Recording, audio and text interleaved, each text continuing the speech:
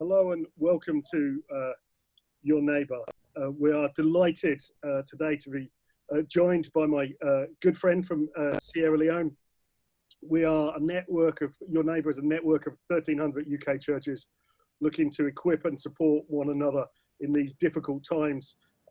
Connect people with needs with local churches through a national helpline and liaise with the government. So we are delighted today to be joined by a partner, a World Vision partner church, to talk about their experience and share their wisdom of surviving pandemics, which unfortunately they've suffered more than one of. So I'm going to allow my guest to introduce himself properly to us.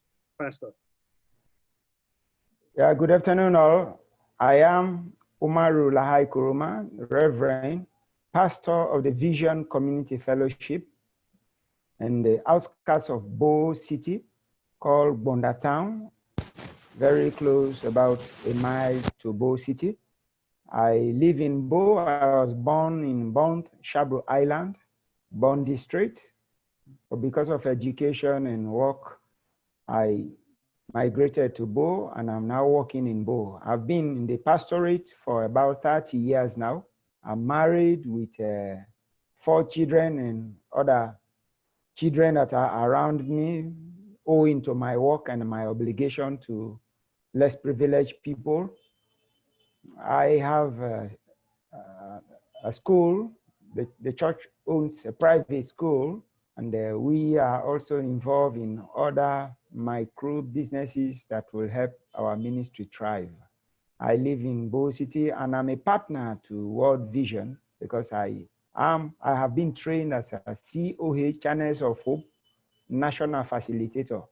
So I move right around the country, training faith leaders on child protection issues, how to respond to pandemics, stigma, mental health, and quite a lot. I have worked with them for about 10 years now. It's nice to know you that you keep yourself busy, Pastor. That sounds like a lot of work to me. Could you tell us about how the church in Sierra Leone has been affected by the pandemic, and what has been the most challenging aspect of the COVID-19 for the church? There are a series of issues one could consider. One, the psychological effect. This pandemic came as a shock. We never expected it. We have done away with Ebola. We have tackled cholera of old. We have tackled smallpox, chickenpox, malaria, and others, and of recent Ebola. But this one actually came as a shock to us.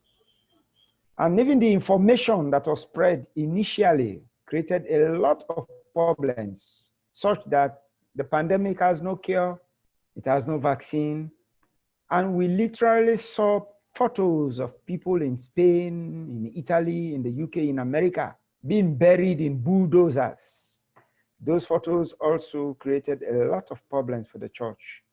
And people were so scared that they abandoned health centers. They didn't go to hospitals because they didn't want to die. It was rumored that when you go to the hospital, you will die. And so they were supposed to be taken to the hospital for preventable diseases and curable diseases. They died of those things. Some migrated to suburbs, into remote villages because they were afraid. You know, the sound of the ambulance rang a bell. It brought fresh the Ebola scene in this country. And so where ambulance drivers were attacked, you know, that when you enter the ambulance, they will spray chlorine on you. And then just a sudden, we knew that this pandemic, this disease, this virus will not be killed by chlorine. And let me also share this, that the heavy presence of the security personnel on the streets at quarantine homes, you know, that was so scary, and they were carrying guns. We also saw security personnel beating adults, people on the street, laying them on the floor, beating them. All those scared people. And so it was so terrifying in our neighborhoods when you wake up in the morning and you see your neighbor's house is quarantined, and you see military men with guns, this tape around the compound. Those whom you have used to interacting with, you will no longer go near them, And the uncertainty of when and what will end the pandemic, As for the security personnel, it brought fresh into our memories the rebel war. Our children didn't meet the rebel war. But then when we told them as history, they were fashioning how it happened.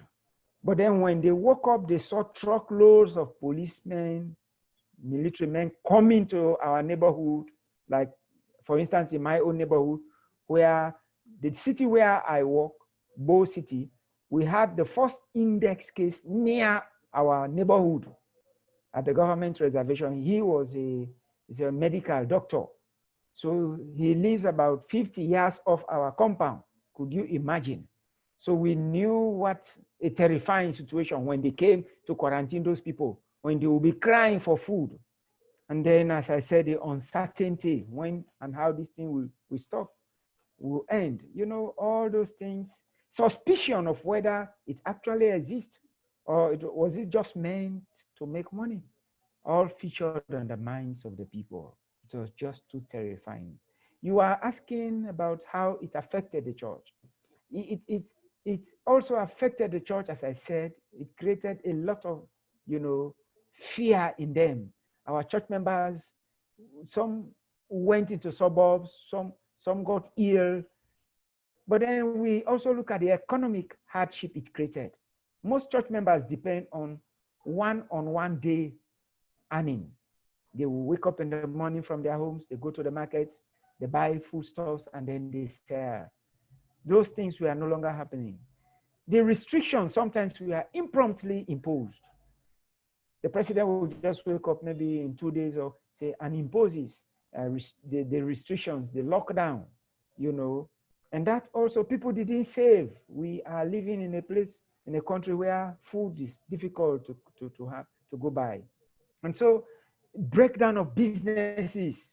So it disturbed the survival of the church members. Some were redundant.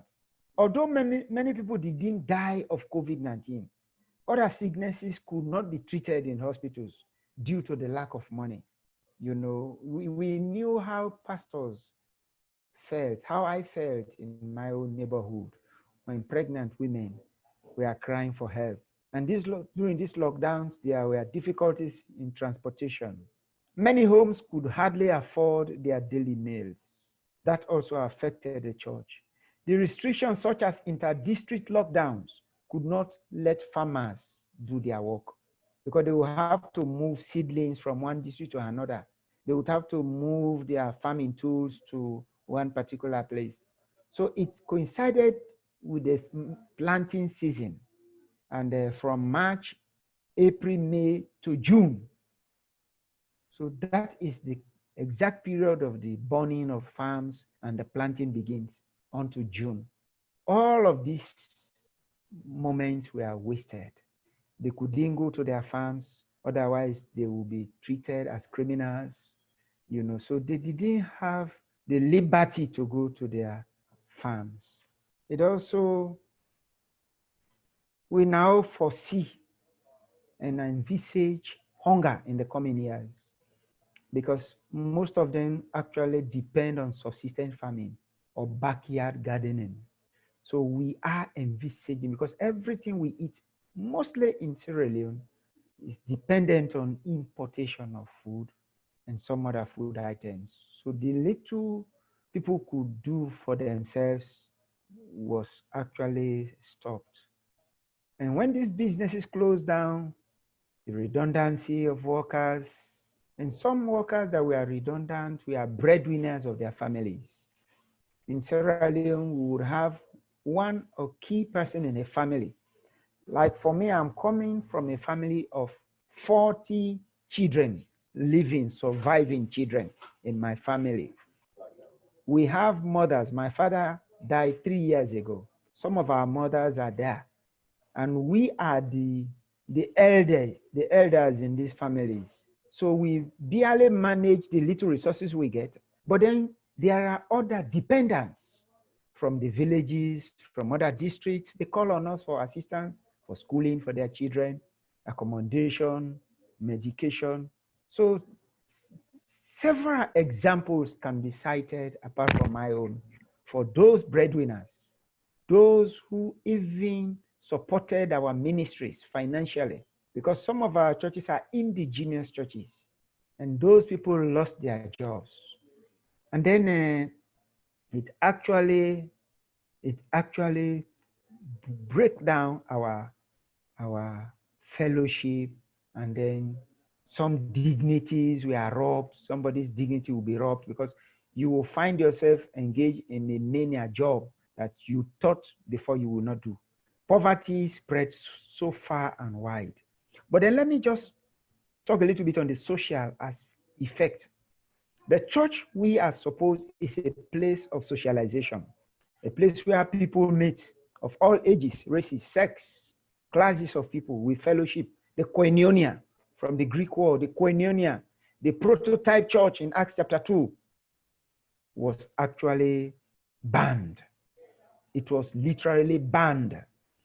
You know, with the COVID-19, everything changed. The rituals, such as the laying of hands, handshakes, you know, our hugs in churches, our ceremonies we perform in the churches, we are all banned.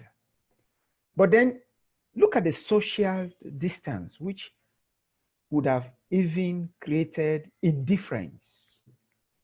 You know, somebody will come to a church, as it has been open now, you will not sit near your friend. Some families would want to sit by their family members. All of these things have now changed.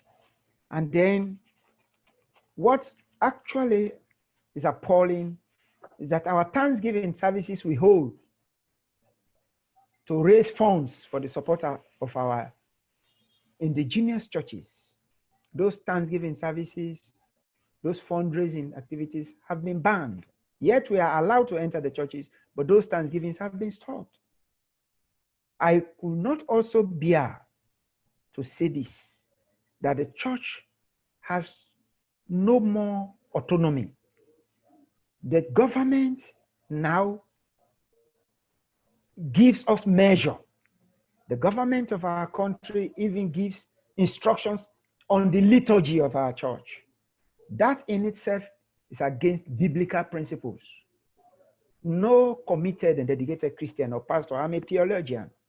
I know when the church begins to intervene and to direct the affairs of a local church, it is losing its taste. It is losing its essence of existence. I am coming from a Baptist background. The church, we believe, should be separated from the state. But look at what is happening. They will go into churches to see whether people are wearing face masks, whether people are observing social distances. I remember the children, you know, they used to go for their Sunday schools. You know, they will play around with their Sunday school teachers. You know, their groupings. All of these are no more. And therefore, the church has been adversely affected. I'm feeling better about the lockdown effects in the UK. As much as we think it was bad, we didn't have police on the streets taping off houses. So that's sobering. So thank you for sharing that. Could you just, I think you may have already started to answer this, Pastor, but what is life like for the most vulnerable people in face of the pandemic in Sierra Leone, and particularly how does it affect upon their mental well-being? Well, in Sierra Leone, when we talk about vulnerable people, most vulnerable people, almost everybody can be vulnerable one way or the other based on the situation or the circumstance. But we consider children, we consider women in a traditional setting. We also consider orphans, pregnant women and lactating mothers. We also consider some youth that are unemployed. We also think about the disabled. And finally, we will consider the aged. Those are the categories of people we consider most vulnerable. But in those areas, the greater impact is on their mental well-being. There is a saying that goes, a sound mind in a sound body, quote unquote. By that we mean, when somebody's basic needs, essential needs are not met, it will definitely create some psychological problem on them. Most of the aforementioned, the people I mentioned could be the vulnerable people, basically depend on abled family members, the abled family members, the well-to-do family members, or even the church. But with COVID, every hope of survival disappeared. Pregnant and lactating mothers will not go to the health care facilities for fear of being diagnosed of COVID-19. And so that alone created some panic when there is time for them to deliver. You know, the transportation itself was a problem. How would they be taken to the hospital? Before COVID, the motorbike, 3 people will sit on it. The driver, the pregnant woman ready to give birth, and the husband will sit behind that person to carry, because some of our areas, you don't have access to vehicle. So you will not do that. So some of them will have to walk on foot. So that created a lot of problem mentally for them. Until your wife delivers, you will not be at rest, you will be stressed. And also, some children from quarantine homes were virtually stigmatized. I am running a school, as I said. We are preparing them for national exams. Some children are still in quarantine homes. They want to sit to their exams. Their parents cannot let them go because it's a national law. And so, how would they feel? They would hear their companions, they would sit in their corridors, in their verandas, and see their colleagues coming from school. And so what does that mean? And even in schools, they have already passed rules that there will be no more food sold in canteens in schools. The children are supposed to carry their own food, their own water, their food package. But then we who teach, I have taught for 20 years, not every child coming from a particular home would afford to carry food prepared. Rather, they will give them, like in our own currency, 2,000 leos, and you will go and buy a little thing during lunch hours. And do you know that even during lunch, the children don't go outside again? They will stay inside the classroom. You know, I know what it means to restrict a child from going out. They are used to playing around. So those are the issues. Adults face a lot of stress and trauma, as some of them would wait for their COVID test results to arrive. Because most of the districts do not have treatment centers or laboratories. So if somebody is a suspect, and then you would wait for 2 or 3 days to get your COVID result, whether it is positive or negative, you know how traumatized you will be. And then the disabled, there are those who depend on other people to assist them, some handicapped, amputated, because of the social distance. You know, they have been embarrassed. Some of them have been disgraced. Nobody to help them because we don't touch. Physical contact is forbidden. Families also who lost their loved ones will not be allowed to perform normal funeral rites as befitting. You know, in Africa, we venerate the dead. These things are no longer happening. Rather, some bodies have been buried by the city council, even when they are not COVID positives. There are instances where families have gathered around funeral burials, and because it was confirmed negative, and was handed over to the family. After 1, 2, 3 days, oh, they said, okay, another result has come again, which declares the victim, the dead, positive. And so they will now go on contact tracing, going around the country, looking out for people, literally arresting them. And then the issue of, I have been redundant. When would I return to job? When would I be able to earn again, get a job again to feed my family? You know, some families were separated because of the inter-district lockdown. They could not reach their family members. All of those things created some mental disorder in the minds of the people. Wow. There's a lot to think about there. So let me ask you a solution question. How has World Vision helped the vulnerable communities and the government in Sierra Leone fight against COVID-19? Well, it has been quite enormous. World Vision has been a pivotal organization in humanitarian support. They have a history, but then they are mainly focused on children and the vulnerable women, like those of us who are privileged to be here as I'm talking to you. We are beneficiaries to a series of trainings that World Vision give to faith leaders. At the government level, at the higher level, central government level, I know World Vision has donated huge amounts of money, and they have also donated needed equipment for the fight against Corona. That at one point, they had to bring the president of our country to Bo and Matrujong to do donations.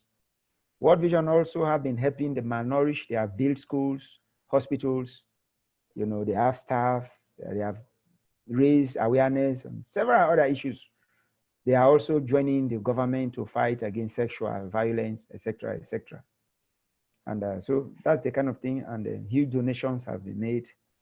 And those sort of things. They are engaging authorities on drafting of bylaws on sexual violence related issues, child protection issues, etc. All very helpful stuff.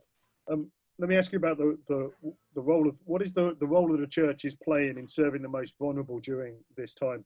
And can you give us a story of an individual or family who has been impacted by the work of World Vision and or your church?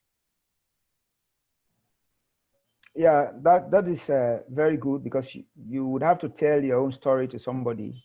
The church has been doing very well at a time like this, but I want to be very specific about our own ministry. That is why I partner with World Vision.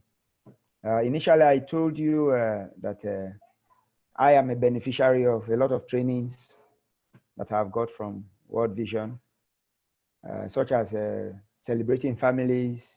During the Ebola, I got some training how to manage stress and how to de-traumatize communities. And so our church is called the Vision Community Fellowship.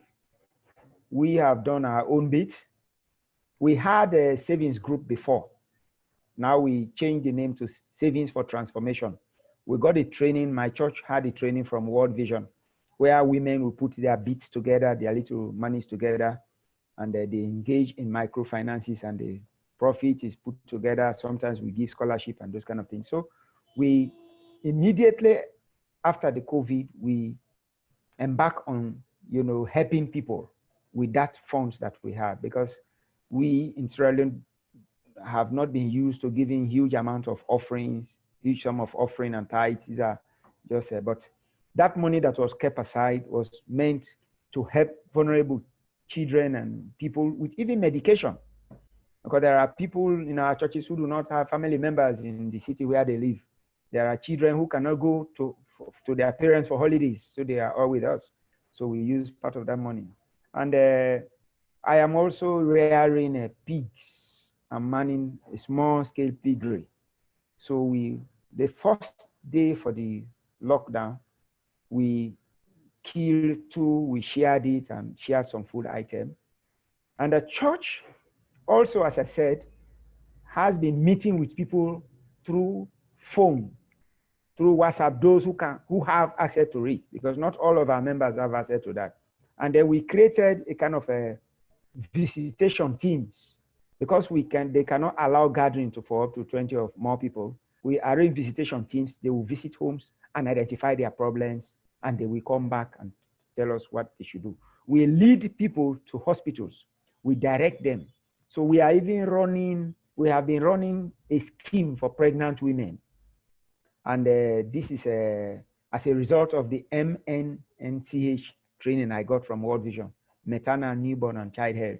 So I immediately went and implemented that in my church. So we have been helping women in our community, Muslims and Christians. So when this pandemic broke out, we went to every member of this Vision Mamaden, that's the scheme we call pregnant women, to monitor them. So because the systems were now down, the government could not reach them, structures could not reach them. So we, the church, intervened. We linked them to hospitals, the nearest hospitals. We will advocate for ambulances to come and collect them when they were ready to give back. And so those are the children. So we have been doing that currently, and we have been helping in the contact tracing, because we believe that when all contacts are being traced and are being put under control, the chain of spread will curtail. So we also do social mobilization.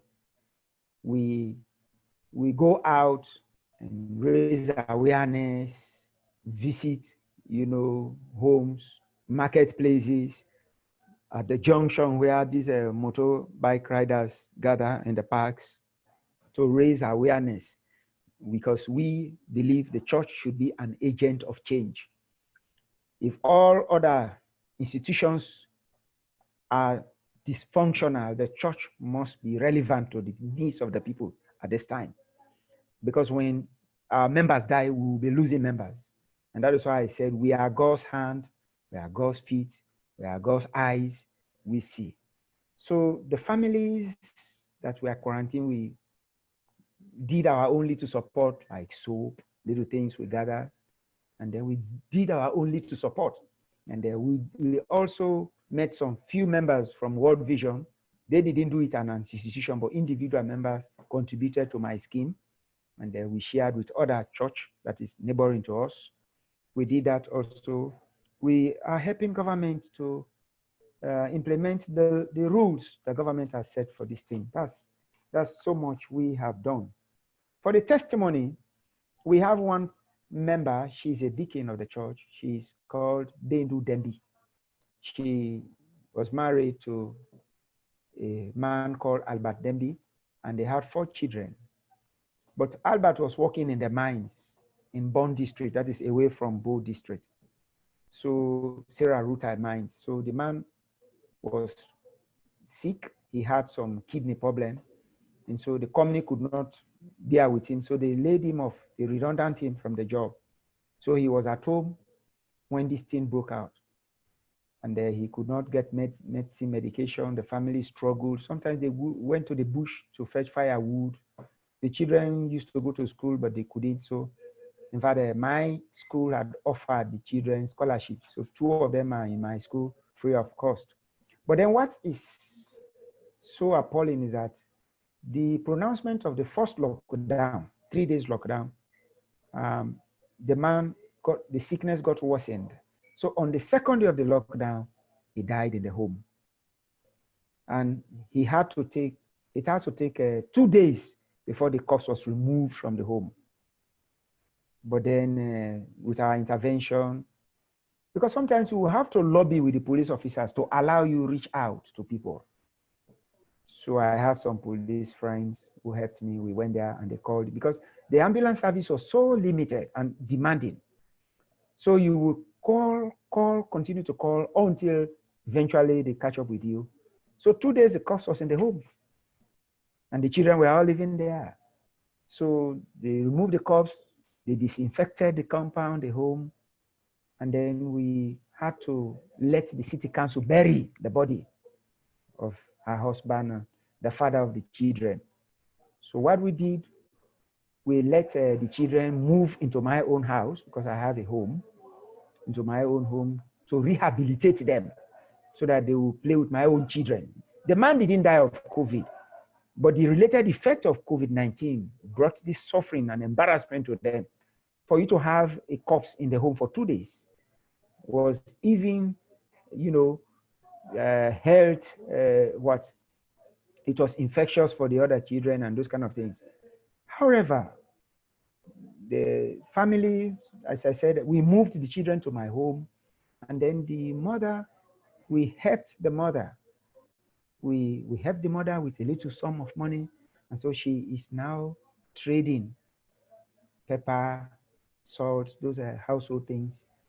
So because the man actually built a house for them, so the children have moved into their home again, and she even attended the church. And remember, she gave testimony this past Sunday.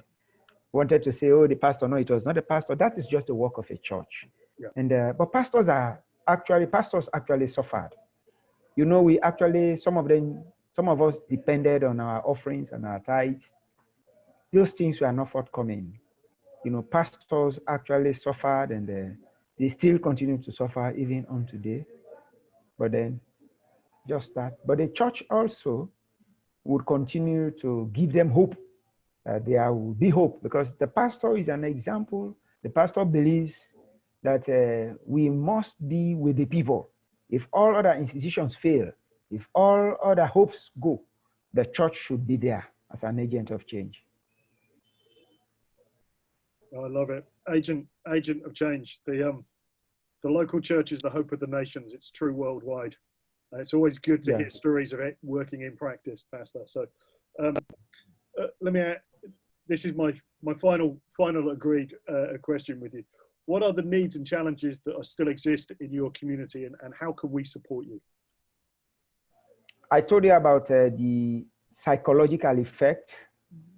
Still exists. People are being, detached from their families. People have been traumatized because some children are still living in quarantine homes, even though schools have reopened, they cannot return to schools. So I think we would need some training, counseling, and training in stress management. We will need some support in that area so that we'll get more people come on board and then we'll need support in the form of transportation to convey pregnant women promptly to the hospital for safe delivery.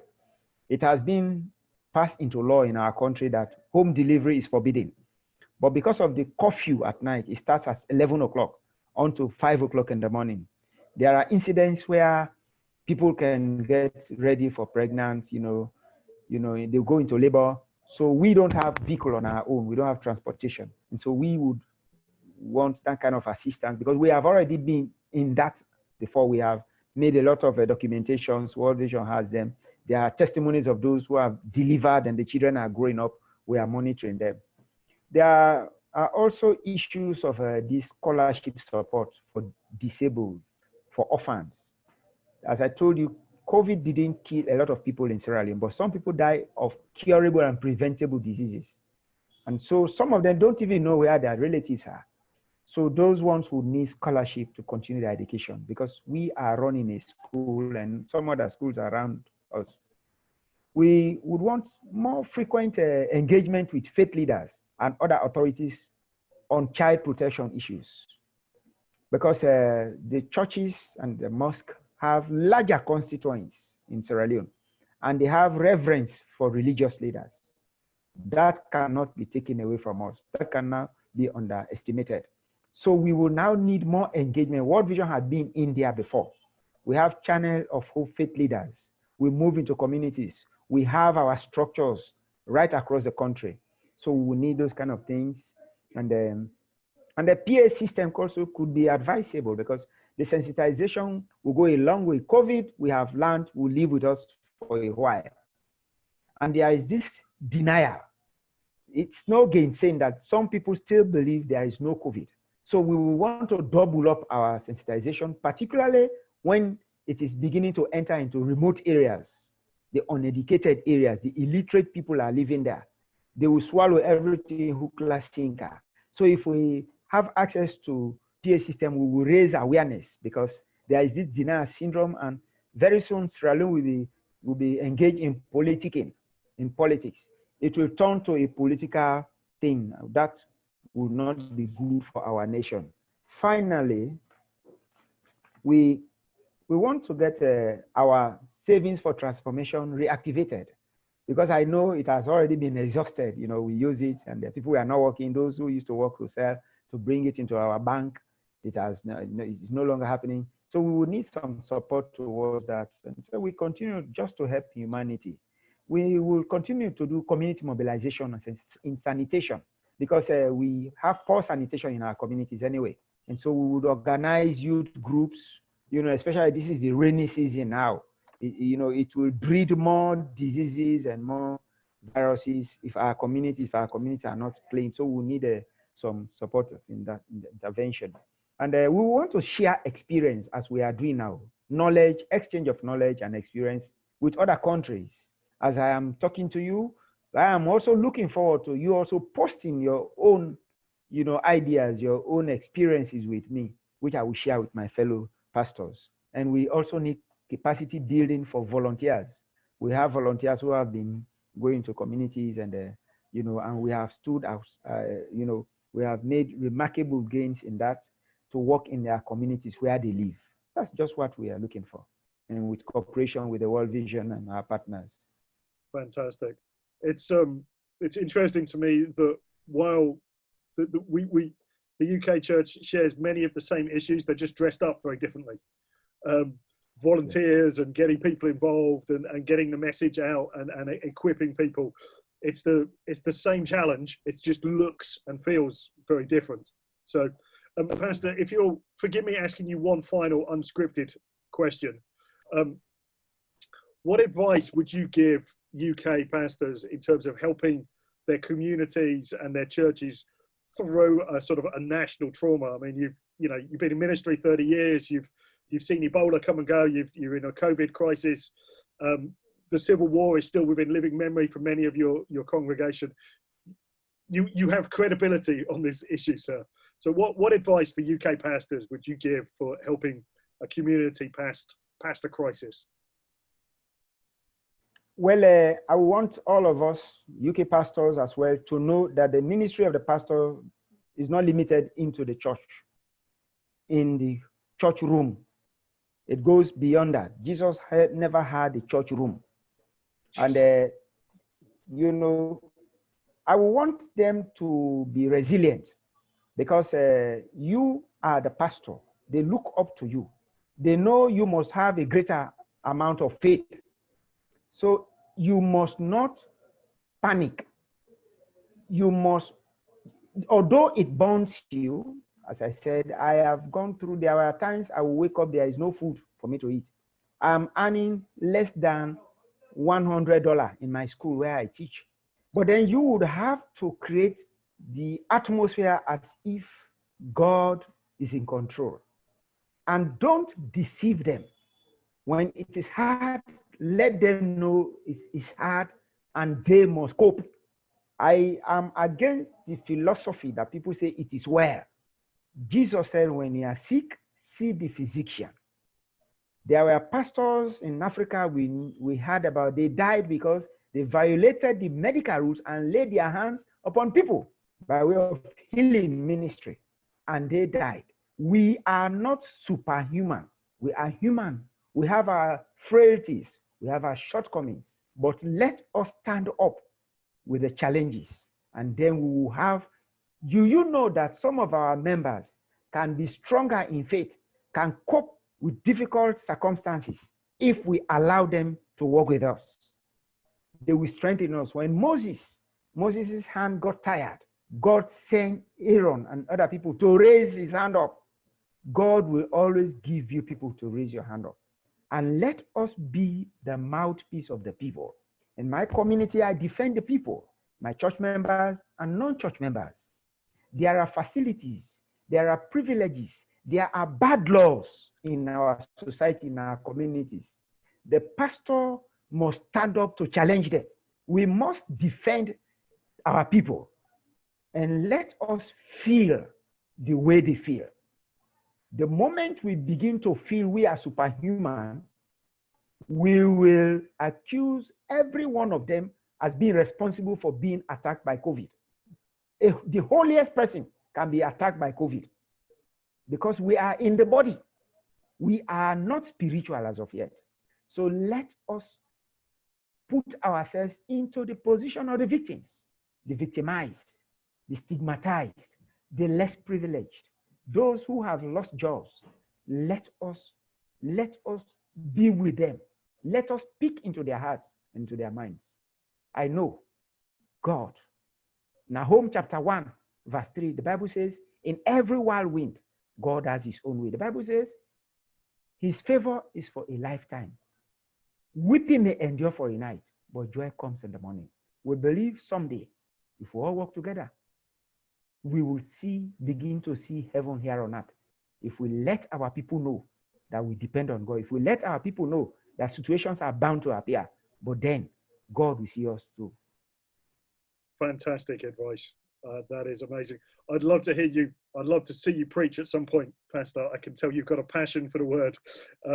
I bet it's fun to watch and educational at the same time. So, Pastor, we're really grateful for your time and your wisdom, and just painting a picture of what your world is like. And just want to say to our listeners, please check out both the yourneighbor.org website. There'll be some more information about the Reverend and his church on there, and the World Vision website. There's some great resources for you as a church and ways in which you can support World Vision and their partnership with churches like the one we've heard about today. So God bless you, folks. Thanks for listening. Take care. Bless you.